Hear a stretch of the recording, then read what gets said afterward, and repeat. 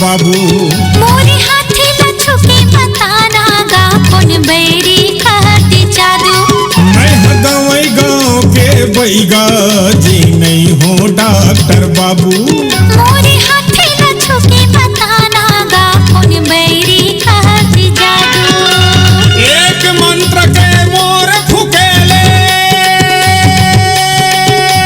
हाय,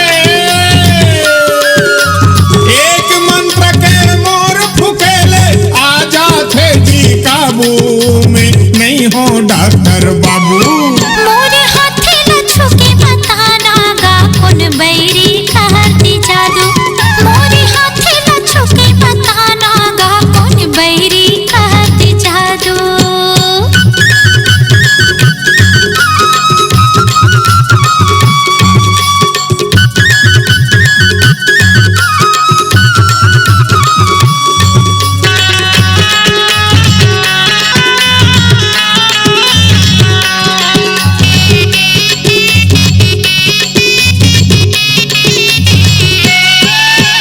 भूख प्यास मोला लागे नहीं, नींद खलो नहीं आई।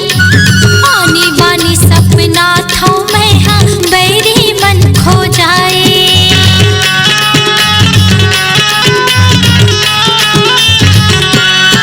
हाँ भूख प्यास मोला लागे नहीं, नींद खलो नहीं आई।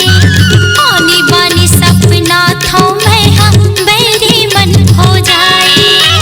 तीर मथो किनिया ना गोरी हाय, तीर मथो किनिया ना गोरी झन होता है व्याकुल मैं नहीं हो डॉक्टर बाबू। मोरे हाथे लच्छू के बताना गा कौन बैरी कहती जादू।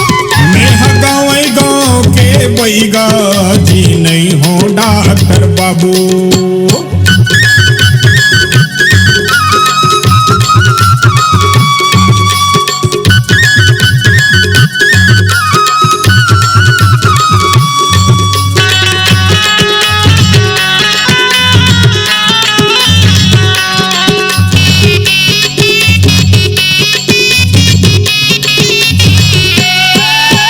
उल्टा पाख के कुकरे लागे नौ हाथ के धोते।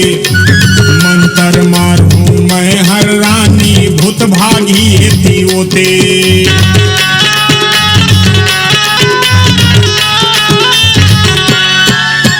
उल्टा पाख के कुकरे लागे नौ हाथ के धोते। मंतर मारू मैं हर रानी भूत भागी हेती ओते। तोर माया में मैं हा गोरी हाय, तोर माया में मैं हर रानी बन गए हवा साधु में नहीं हो डॉक्टर बाबू। मोरे हाथे लच्छू के बताना गा कौन बैरी कहती जादू। मोरे हाथे लच्छू के बताना गा कौन बैरी कहती जादू।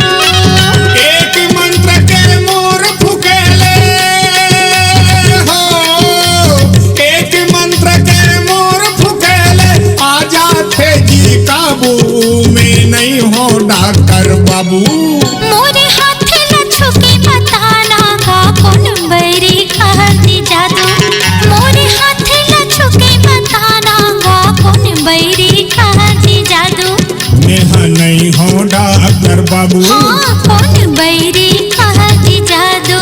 ये गजब होगी संगी जब भागिन उड़हरिया, भागिन उड़हरिया जी भागिन उड़हरिया। यहाँ ले भागिन हमन गयन बाग बहरा, वहाँ घरों घर में संगी लगे रही पहरा। वहाँ ले भागिन हमन गयन भाटा पहरा, वहाँ खोजत रही संगी कुंवारी कुंवारा। वहाँ ले भागिन हमन रायपुर शहर में, रायपुर शहर में जी रायपुर शहर में। ओकर दाई दादा मिल गए हमला डहर में, गाड़ी गल्ला खा के हमन अपन घर में आयन। उड़हरिया के मंजा संगी ऐसन हमन पायन, ऐसन हमन पायन, ऐसन हमन पायन।